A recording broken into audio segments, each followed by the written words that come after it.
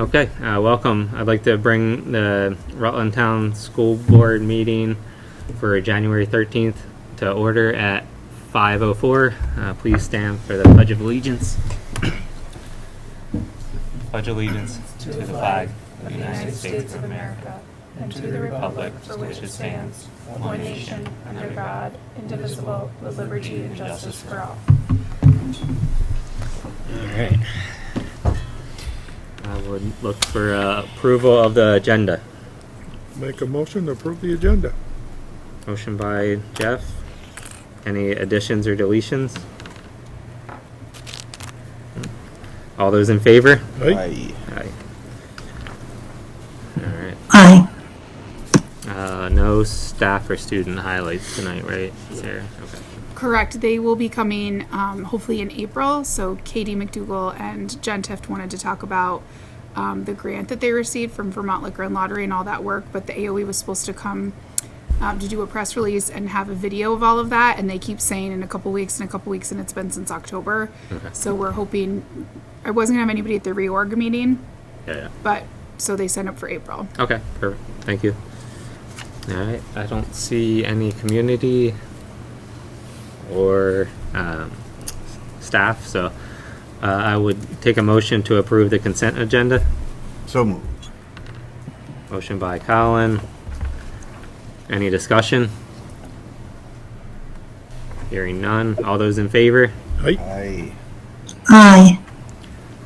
All right. The hot topic, finance. Louis, I'll let you take it away. And Okay. So tonight we're looking at draft 3 of the Rutland Town budget. So there's been a few changes since last month, and those are listed on the first page on the summary of changes. Currently, expense is up by $38,000, which is a 0.3% increase, so less than 0.5%. Total education spending is up $281,000, or 2.6%. And the changes since last month, I've updated all the dental rates. Those are changing. We got an update over the last month with those new rates. I've also updated the new custodial staff. We had some resignations and switching in positions we had a few part-time positions, and those are switching to full-time positions. So no increase in staff. It's just a change in the positions going from like 2 part-time to 1 full-time. But that didn't result in an increase. Yeah. Yeah. Also updated the vocational tuition and the secondary tuition numbers, and made some changes based on our last meetings, some discussions that we had. So increase to some of the stipends that we discussed, as well as moving money from tuition to some one-time repairs lines. I also had a conversation with the facilities director, Kelly Treya, regarding the discussion that we had last month and whether there was any other repairs that needed to happen on the 5-year plan that were substantial, that needed to be moved up in the schedule. And he said not at this time, nothing that was substantial. There's some small stuff, some painting and some paving, but all small stuff that could be handled with the repairs budget that's currently in the budget that we're looking at. So the other big change since last month is in some of the state data that comes out that impacts our tax rate calculation. So if we go to the last page of the budget, we've discussed expense and education spending. Those are up pretty minimally, I believe, with spending up 2.61%. There was an update to our ADM number. It was a drop of a little under 1%. It's 0.79% to 785 pupils. And so that does drive up our spending per pupil a little bit. So we're looking at an estimated spending per pupil of $14,054, which is a 3.43% increase. Using the property yield that was estimated in the December 1 letter, as well as taking into account the H850 incentive that we're receiving, which was that incentive based on Act 173. I'm sorry, Act 127. We're looking at an equalized tax rate of $1.44, which is a 3.91% increase. The last step in the calculation is to apply the common level of appraisal, and this is where things get a little bit messy. So Rutland Town had a 14.43% drop in their CLA, which means that prices of homes in Rutland Town have increased by approximately that 14.43%. CLA is based on a 3-year average, so looking at the new it's a 3-year rolling average, so looking at that new 3-year worth of data, the CLA dropped to 60.64%, which means that homes in Rutland Town are assessed at approximately 60% of the fair market value. Because taxes are equalized over the state, the drop in that CLA increases your local tax rate. So we apply the state adjustment factor, which is a new calculation that the state put into place 2 years ago, and that number is 70.33%, which is equal to the state average of CLA. We look at a calculated CLA of 86.22. After we apply that CLA, we're looking at an adjusted tax rate of $1.67, which is a 21% increase. So just to reiterate, based on all the pieces that we have control over, we were looking at spending per pupil that was up approximately 3.5%, spending that was up less than 3%, 2.6%. But that CLA, again, the story comes to the CLA. This was the same discussion we were having 2 years ago. CLA is having a drastic impact on your tax rate as well as many, many towns across the state. In the packet, I did provide a little document that we looked at 2 years ago when CLA was a big piece of the conversation. It does include what everybody's CLA decrease was for our issue. So, Ira is at almost 11%. Rutland Town was definitely the biggest at 14.4%. Middletown Springs was 8.6%. Wells 12.25%. Pontney 7.4%. Proctor 13.5%, and West Rutland 5.6%. So, pretty big numbers there. A lot of them double digits.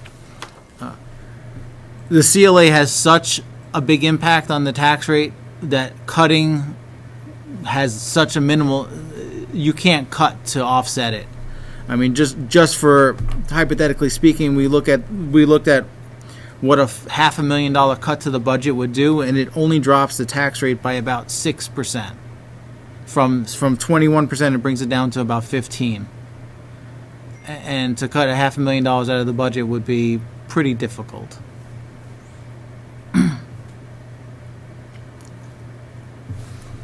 So I also, I'm going to pass around another graph that I put together.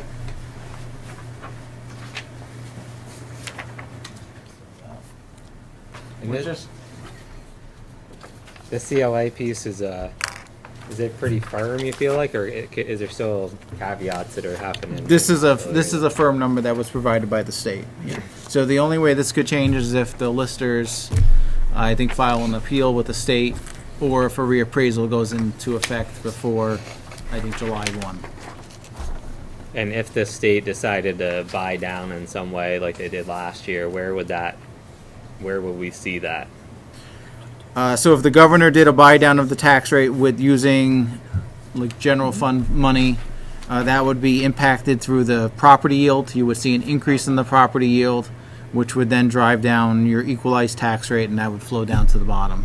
Got it. No clue as to what impact that would have at this time. They have not provided any forecast of what a new yield would be based on any sort of buyback scenarios. We had a meeting on Friday, state VASBO meeting, which is a business manager meeting, and all the state representatives come, and they said there's no new estimates at this time to use for the yield. So the graph that I just handed out just shows your tax rate over the last 5 years. And so the orangey red line there shows your tax rate. And as you I'm sure recall, our tax rate was up pretty significantly 2 years ago when Act 127 went into effect. Act 127 was the new weighting formula, which brought down your weighted pupils pretty significantly. And then last year you saw a significant decrease, which brought your tax rate pretty much back all the way to where it was the year before, to $1.45, and that was just based on some changes in the tax rate and increases in the yield.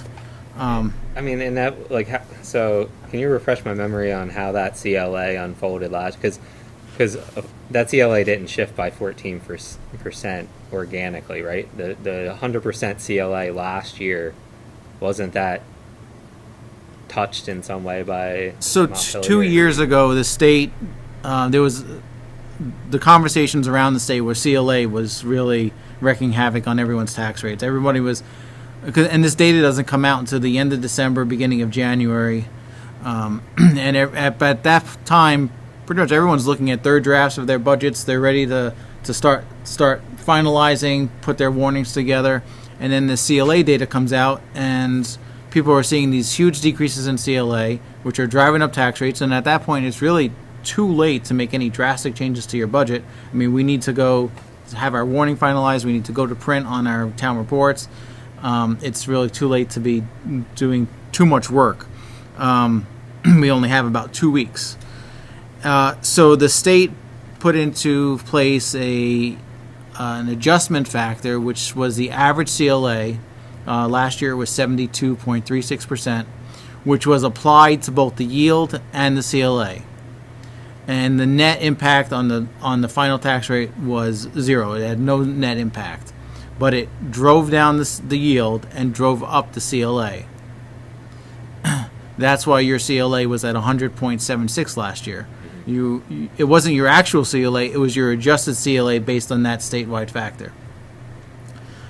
With your CLA further decreasing by the 14%, as well as the statewide factor decreasing by a little over 2%, that now has driven your adjusted CLA to the 86%. Typically, the towns start looking at reappraisals when CLA drops below 80%. But there has been a backlog across the state for the last few years. I know almost every town in the state was in that situation and looking for reappraisals, and there's only limited companies that can do it. And so I know there's been a 2 to 3 year backlog on all the towns that were doing it. You may be somewhere in the pipeline. That's something that your town listers should know or would be working on. But the thing I wanted to point out with this is, I mean, if you look at where you are going with this budget, your tax rate is up 21%, but it's not up 21% over where we were 2 years ago. It's only up approximately 10 cents, which would be 6, right? it would be About 6%. about 6%. Yeah. So, and that green line on the graph just shows it where we would be, or what our percentage increase would be if you just had a steady increase over the time. And so over the last 5 years, your tax rate has been a 5 if you equalize it over the 5 years, it would be a 5.3% increase in your tax rate each year over the last 5 years.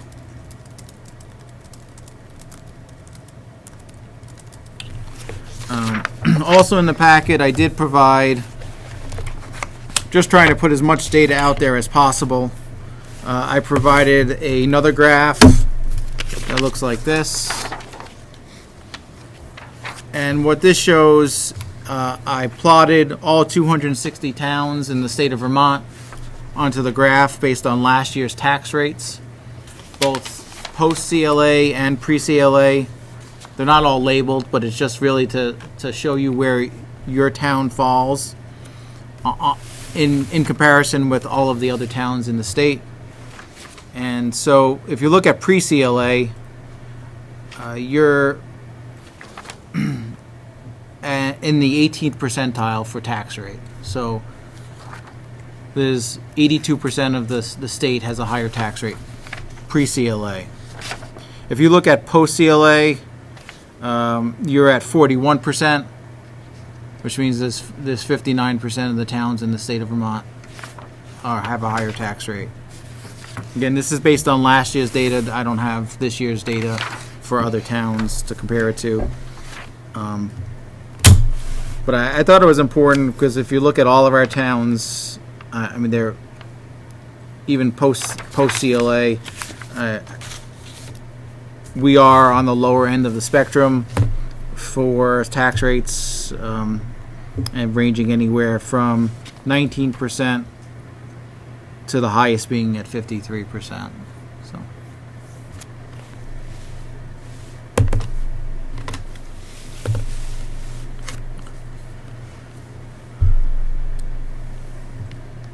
Anyone want to jump in, or you want me to? I mean, I guess I'll speak my 2 cents. So when I initially got this, I was like almost bent out of shape. I'm like, geez, we just spent 4 months going over all this stuff to build what we felt was a fiscally responsible budget that, you know, took care of things that need to happen within the school, whether it be building maintenance, staffing, things that just have been aged out that need repair, and felt very comfortable with, you know, from $1 to to the final dollar, and I feel like we built the proper budget for where we're at, right? Then I see that, I see the tax rate aspect, and I'm like, you know, was just kind of taken aback and thought that all the work was for naught. But when I looked at it, like Lewis said, from a broader scope, even 3 years, you know, our average tax rate over a 3-year span will actually be a couple cents less than what we had passed as a budget 2 years ago. So I kind of look at it like almost a winter where, you know, oil's $3 a gallon, and then the next year it's $2.25. It's like, oh, this is awesome. And then the next year it's $3 again. Well, that's the market, right? And, you know, be happy that it was $2.25 for that one winter, and you save some dollars. But you know, in a lot of ways, the way I look at it, and when I think of, like, you know, the work of a board, it's to build a budget. I don't know if the work of a board is to build a budget while also making sure that we can jump each hurdle of formulas that can shift and shuffle over the course of 8 months, you know. So, you know, I feel pretty comfortable with the budget. I feel like, you know, we have to be sure to be able to educate and communicate, you know, to our, you know, taxpayers in our community, you know, essentially what's shifting and shuffling some of these, you know, percentage aspects. But over the course of, you know, 3 to 5 years, I think we're pretty in line with where we need to be. Take anyone else. Can I ask a question? Yep, sure. I thought this was one of the best budgets, putting forward at a 0.3 increase given increases and everything. And I was excited. Lewis sent me an update, and he was like, give me a call when you have a second. So I thought, I didn't scroll all the way to the bottom. So I'm like, yeah, looking good. And he's like, wait a second. Did you look at my last slide? And I was like, no. But I was giving myself a pat on the back. And then I scrolled down and was speechless for the first time in my life, if you can imagine. So my question is the list, knowing that this is coming down, has anybody been in contact with the Rutland Town listers to see where they are at? Because I know out of a couple dozen houses sold, when I talked to Lewis, this is not my area of expertise, he said the listers should be working with Montpelier in that if there are houses that are sold like astronomically high, or those like was a firehouse, was super low, those should be wiped out from this. So I just, like, that's my question. Where are we at with appraising? We're nowhere. We couldn't. I had that conversation 2 years ago when this was in the Yes. spotlight. And again, it's a state problem. There's 3 approved appraisers. They won't even give us a bid at the moment because they couldn't get us on the calendar through 2029. I don't know if anyone in Montpelier is doing anything or not at getting more people. If you look at the grand lists here, 90% of these lists are below the average. So like every town has this problem. Killington's at 38% common level assessment. I mean, they're going to be upside down. Their tax rate's going to double because of their CLA. And I don't know if you guys probably weren't around, but when the late 90s, like they talked about seceding to New Hampshire, I'd imagine they're going to start talking about that again. I just take a pause at a moment to sit, like, thank Louis, thank Chris, thank Sarah, thank this board, the boards before us on how diligent we've been in the last 10 years at keeping Rutland Town's budget where it is. I think that the biggest thing we can actually focus on is the equalized per pupil spend, because we're here to build a budget for the kids, for the community. We can't control the yield. We cannot control the CLA. The problem in the state is we fund education through a statewide property tax, and it's all formula driven, and they're trying to figure out how to come up with this money versus trying to figure out a different way for Vermont to fund education. Certainly there's other districts that waste or spend, but our budget's appropriate for what we need. I'd also like to give ourselves a pat on the back for the last year. We got a windfall. We could have spent more, but we did the right thing, and we were a steward of the entire state's money. We had an 11% adjustment. Looking back, the only thing I take back is we probably should have spent the money. I mean, in these 1 years, there were these flips of the CLAs. Last year it was at our benefit. We should have spent more money, but we didn't because we're in this together. So Montpelier needs to figure out something quick. I think they may have an idea to be more punitive towards the per pupil spend, I guess, right? The cap. Yeah. I mean, that to me is, judging a community by its house values versus how did you guys create your local budget? Because the local budget drives the amount of money the entire state needs. So then we get that number. We don't penalize communities that overspend or maybe shouldn't have a school because they don't have the size. And then we just say, okay, well, Stowe's got property values. Rutland Town's got property values. Automatically you should pay more just because your house is assessed at a nicer value. I'm preaching to the choir here, but I think we've done a great job. We've never overspent where we shouldn't have. We have capital needs that we have to spend on, so, we could cut some of that out this year, but it just costs us more to do it down the line. I think we have done an excellent job of spending the money where we needed to spend it on the improvements that needed to be done. And I've watched the budgets for 30 plus years, and this is the same thing every year. Every year you put together a budget, and it's like, okay, like back to Dick Del Bianco. Well, Dick, what is the tax rate for? Oh, geez, oh gosh, we don't know yet. Again, we don't know yet, and it's like. But what has happened is the state has made this a bigger problem. Everything is more expensive, and the money is out of control. The spending is out of control. Everything is out of control. So somebody, it isn't us, because we're doing the right thing here. I think the board has done a great job putting all this stuff together. All the administration has done a great job. Who hasn't done their job? Montpelier. And what does one little board member say to them? Do your job. Whatever it is, it has to happen.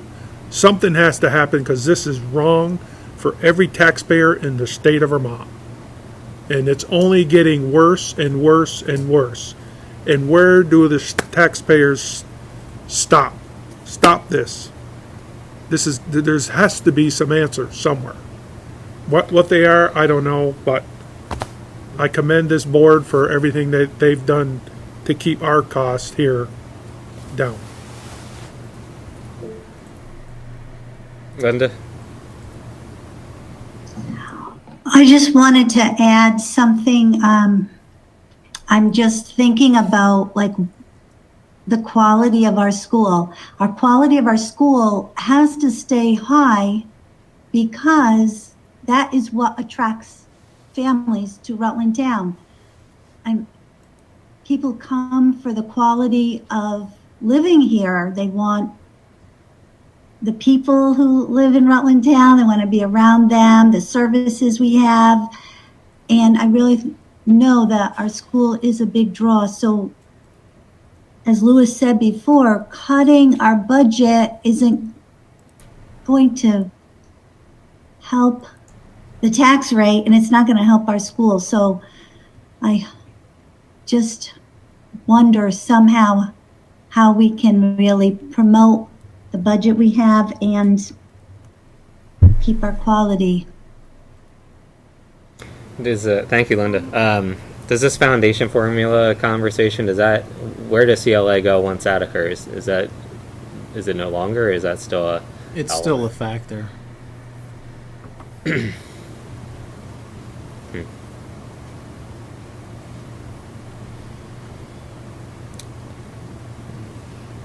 Yeah, I mean, Again, it was a 0.3 increase. Yeah. Oh my gosh. From us, it just blows my mind. So has the listers, have they seen anything that should be thrown out to change that? That was kind of my question.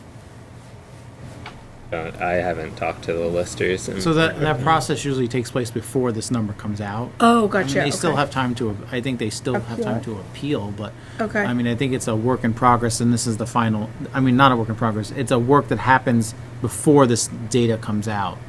And once- is it, sorry to interrupt, is it individuals that, because I've heard of, and this is, again, I don't know this information, but, so I apologize in advance for the probably dumb question. Is it the homeowners that appeal their CLA, or is it the listers that appeal the CLA on behalf of the homeowners? It's the homeowners don't have it, it's this, the CLA, Or their the town will be appraisal? providing data to the state on the sales. Okay. And I'm not, I mean, this is not my area of expertise Okay. as far as the process of what's being sent to the state or where Mm-hmm. the state's getting the data.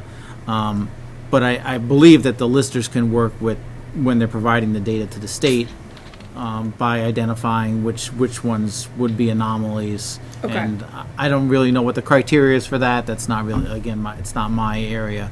But I know it's something that the listers work directly with Montpelier as far as the department that's calculating this data on pulling together this information.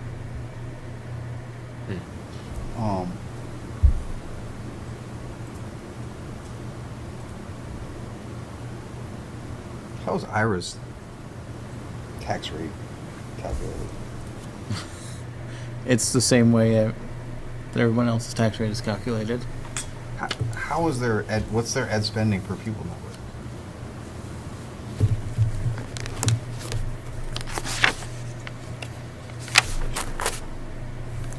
$9,871. So right now they have a pretty high long-term weighted ADM.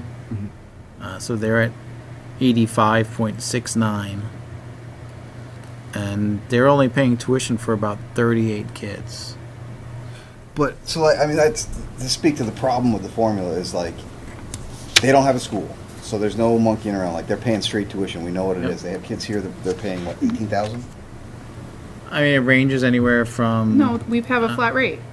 It's 18K. Oh, for this school? Yes, there is. So they're direct spending $18,000, but on paper they're only spending $9,000 for those kids. Right? And then if they're sending them to Correct, Rutland yeah. High School, it's $22,000. Yet we put it into a formula that says they're not paying $22,000, they're paying $9,000. Right. Right? Because it's a hard dollar. They don't have any teachers. They have nothing but kids and a tuition bill. So it should Well, be straight dollar for dollar. I mean, I think that goes for any town or any district. I mean, that was a criticism that we heard at the at one of our town meetings last year, was that the calculation is not really showing what our spending per pupil is. I mean, looking at Rutland Town, your long-term rated ADM is 785, Yeah. but you don't have 785 students, so your spending per pupil isn't really 14,000. If you look at straight spending per pupil, it's I think your pupil count is more like around 550 or something like that if you look at what your secondary students is. And the reason yours isn't as high as Ira is because you have a lower poverty rate, so, and the poverty really has a drastic change on your long-term rated ADM. It almost doubles it.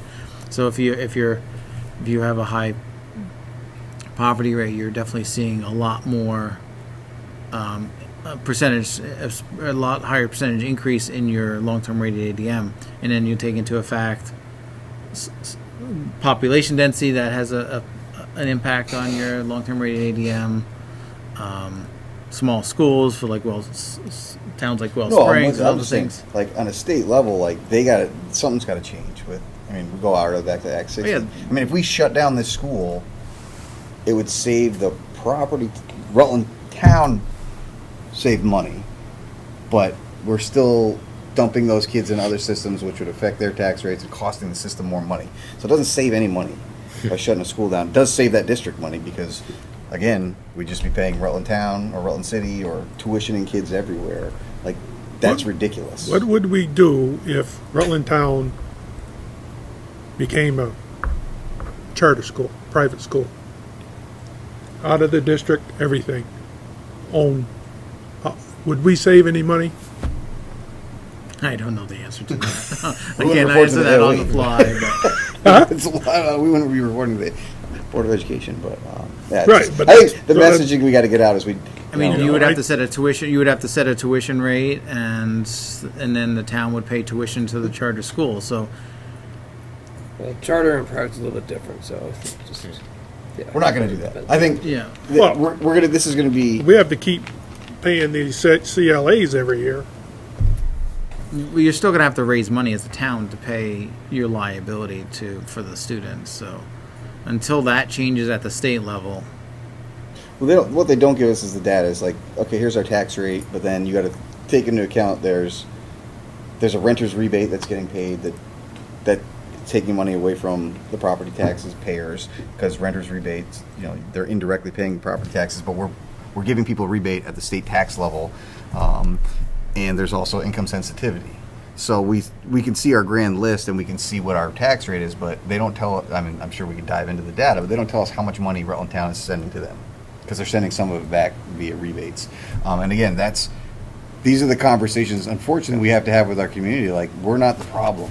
The system is the problem. Last year, we got lucky with the equation, but we didn't drastically change the budget from last year. We got hammered with an appraisal issue, and it's the same conversation. Like, last year, no one cared because your taxes went down. This year, we're going to be back to the 2 year ago conversation where people are going to think that schools are top heavy and kids are doing bad, but we have not changed a single thing. We have not added millions of dollars to our budget. We need to keep telling people that it's a Montpelier problem. It's a Vermont problem, and we got the bad end of the stick this year. We cannot deflect this onto kids doing bad in school or we have too many teachers. Like, our class sizes are not inappropriate at Rutland Town, and the system does not allow us to look good, and that's what we need. That's going to be us all over again from 2 years ago, and nothing. And I can tell that to these people we're going to be facing that aren't going to listen to it. Like, our budget over the last 2 years has moved up 6 or 7% over the 2 year span, and they're not going to care because their taxes are going up 20%. So that's just the conversations we're going to have to keep going. That I'm sure legislators And will then be all these head in the sand. schools are going to lose all their budgets, and it's going to create that's what I say. This is a bigger mess, and I think the toilet has been flushed, and the swirl has started.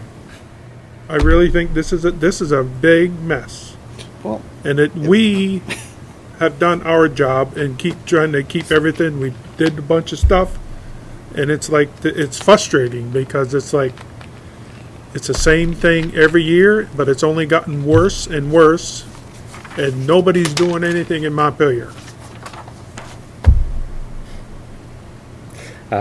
Just a curiosity question that may or may not lead into a different one. I don't want to get down the rabbit hole, but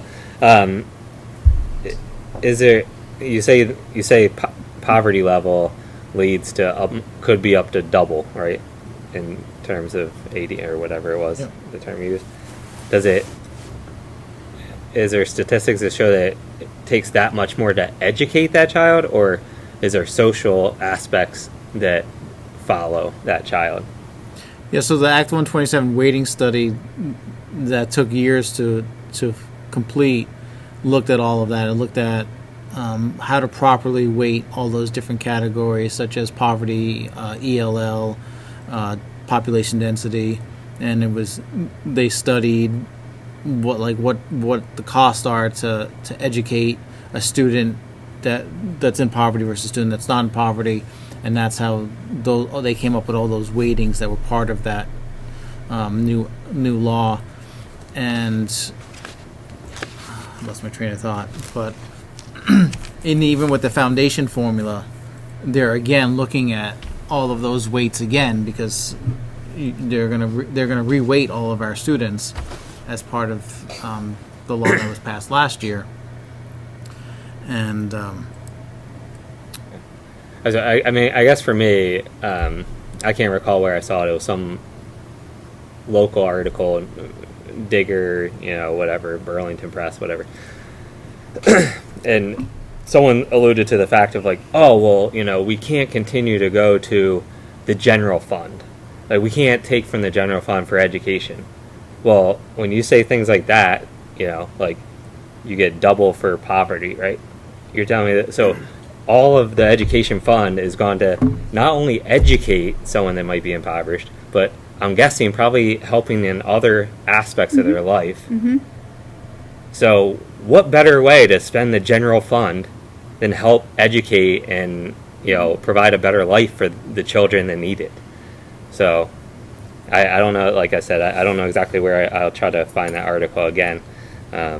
Maybe reach out to the person that quoted that, but that's where, you look back at COVID 5 years ago, and it's like, bag lunches and COVID tests and all that. So they want to beat us up over like how many teachers we have or test scores, quote unquote, that I hear all the time, but then discount the money that is spent when the school is truly needed for the community as a whole. So I think, candidly, I think just right, Montpelier needs to, take a broader scope on what they're looking to do up there, and maybe think outside the box a bit. So I think, too, Tim, it would be, I had my mind blown in 20 plus years of education where I learned what's really in the education fund. There's a substantial millions of dollars that doesn't even touch education. So,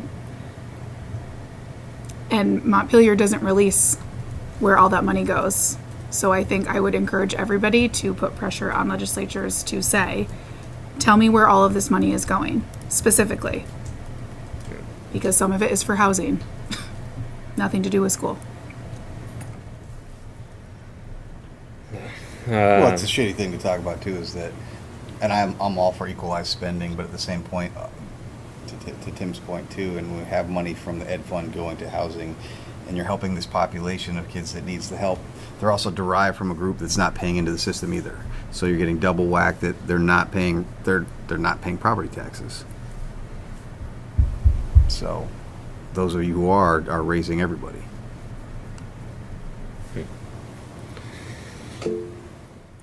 Linda? It really sounds like we've done our job as a school board, and we have a really good budget that's responsible, because the spending hasn't gone up but 2% or a little more than 2%. And it seems like the money has to come from somewhere. It's either coming from taxes or the reappraisal, which can't be done immediately. That would take a whole year.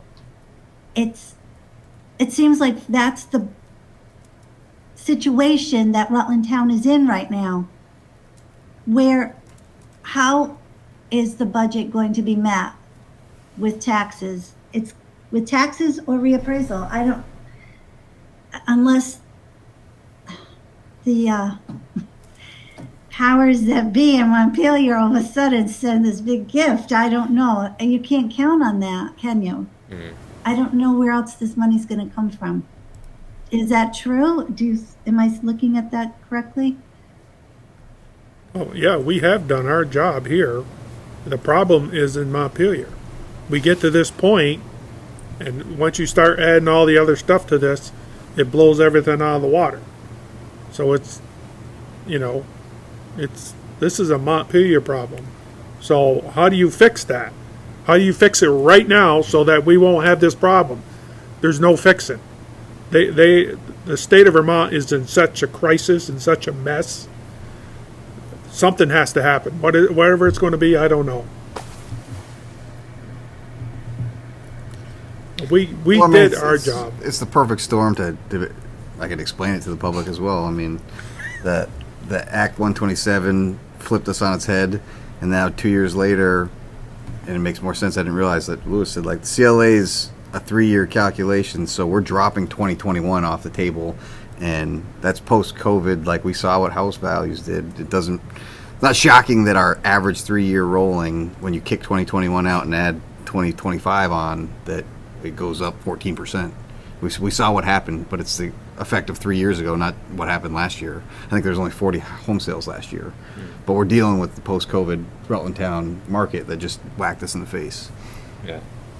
Yeah, I'm not sure where the cutoff is either. I mean, so the report comes out 12/15, so I'm not positive on the date that the cutoff is through. It may be July 1 of 2025, or it may even be December 31st of 2024. I'm not positive. But those are those bad, Yeah. those big, I mean, for a homeowner it was good, but Yeah. flip side is. I mean, that's something to keep in mind too. If you're like, property taxes have went up, but the appreciated value of homes over the same period of time have went up significantly, and the school plays a large part in that, in my opinion, when people Absolutely. make those decisions on moving in. So, I mean, like I said, when we walked out of here a month ago, we felt very good about the budget, and we changed nothing when we walked back in, but outside factors did. So I'm still comfortable with where the budget's at, and I think we just have to convey, the 3 to 5 year window and what tax rates have done, not what it did last year versus this year, personally. So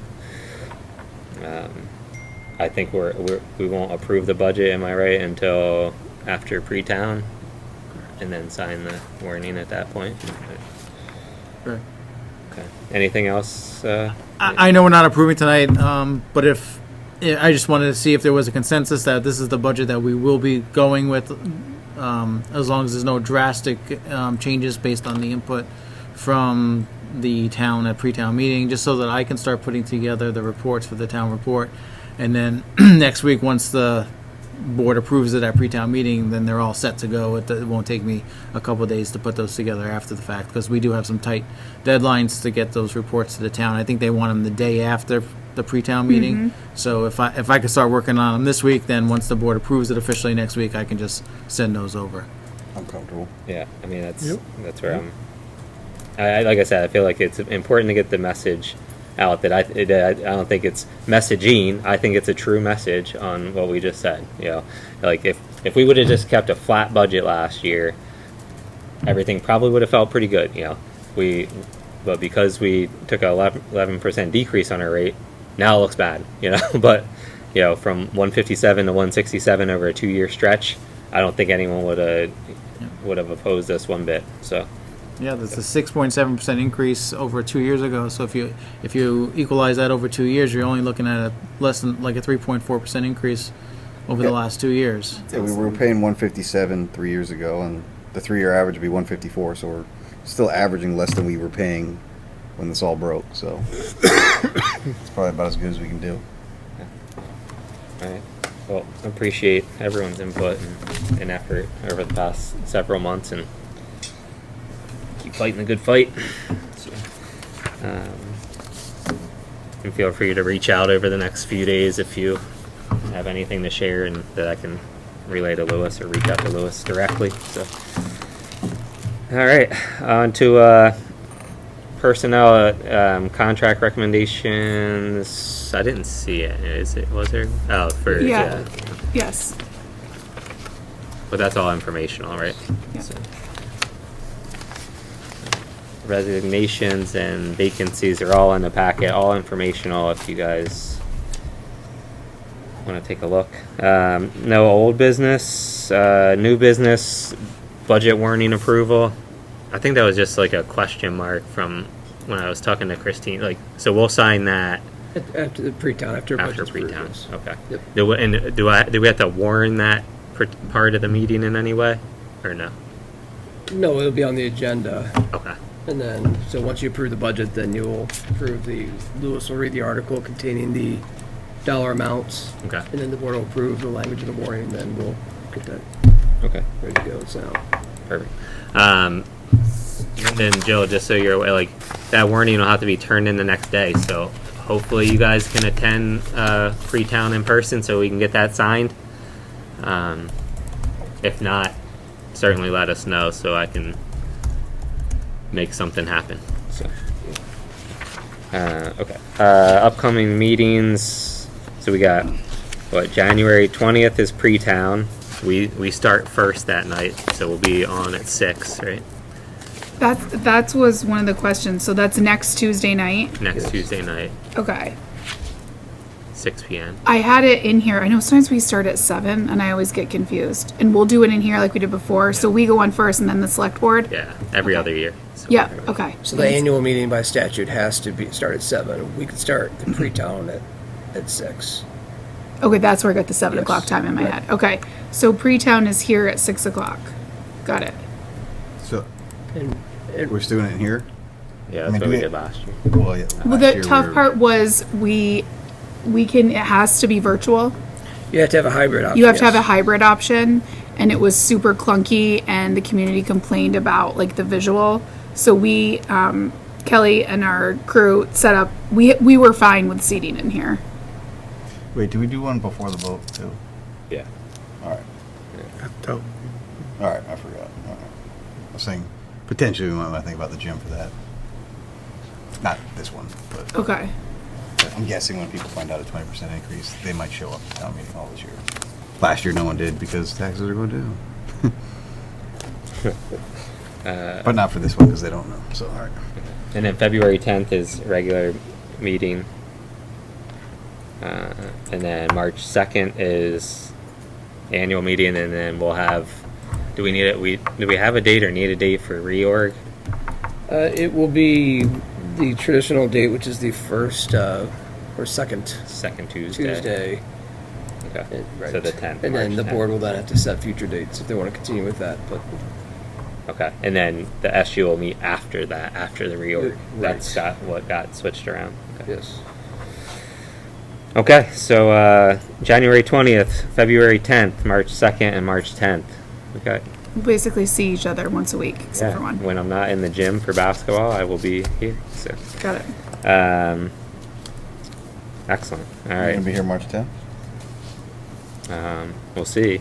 I guess the voters will make that choice. All right. Teacher, staff, community, no executive session. 2 minutes for, it's not on the agenda, but good and welfare. Anyone have anything to share?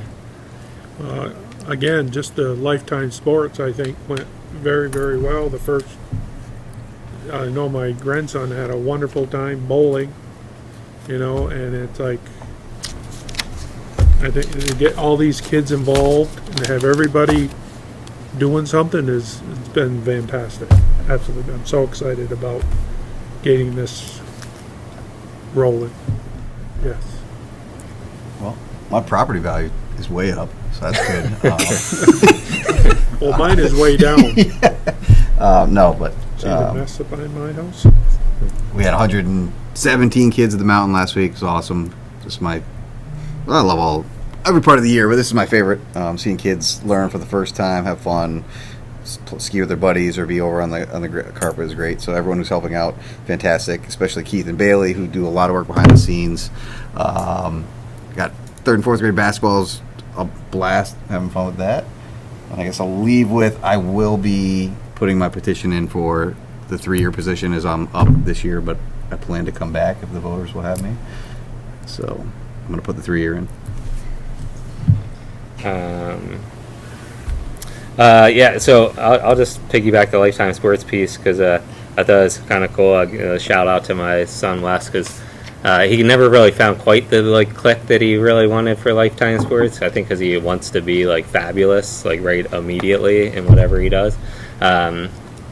But I guess he's a great little buddy. So he's actually belaying all the kids for the next 6 weeks at the rock climbing wall. So he's like, you know, kind of the big buddy for that group. So he was tired and sore. Didn't realize what belaying dead weight was like for 2 hours, but Had a pounding headache from all the little kids, maybe. and the teachers gave him a lot of like praise for that. So kudos to him to step up like that. So And I'd echo the same thing off of Lifetime Sports. Tons of smiles, all good things I heard from the first week.